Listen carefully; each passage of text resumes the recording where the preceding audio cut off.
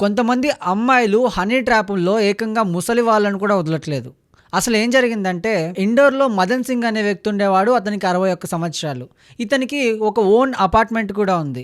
ఆ అపార్ట్మెంట్ పక్కనే ఒక సూపర్ మార్కెట్ కూడా ఉంది. ఆ సూపర్ మార్కెట్‌కి ఇతను రెగ్యులర్‌గా వెళ్ళేవాడు. కూరగాయలు, గ్రోసరీస్ ఇవన్నీ తెచ్చుకునేవాడు. అదే సూపర్ మార్కెట్‌లో వైశాలి అనే అమ్మాయి కూడా వర్క్ చేస్తుంది. ఈ అమ్మాయికి 25 సంవత్సరాలు. మదన్ సింగ్ సూపర్ మార్కెట్‌కి వస్తూ పోతూ ఉండే ఈ తరుణంలోనే వైశాలి మదన్ సింగ్‌కి హనీ ట్రాప్ వేసింది.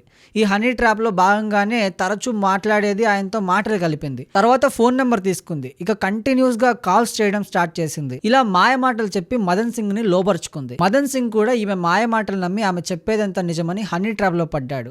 ఇంకేముంది, ఇద్దరు ఉజ్జయినికి వెళ్లారు. అక్కడ దగ్గరలో హోటల్ బుక్ చేసుకుని హోటల్లో ఏకాంతంగా గడిపారు. తర్వాత వైశాలి మదన్ సింగ్ కి మత్తు పదార్థాలు ఇచ్చి మదన్ సింగ్ మత్తులోకి వెళ్ళిన తర్వాత అతని అశ్లీల వీడియోలన్నీ తీసింది. తర్వాత ఏమీ తెలియనట్టు ఎవరింటికి వాళ్ళు వెళ్ళిపోయారు.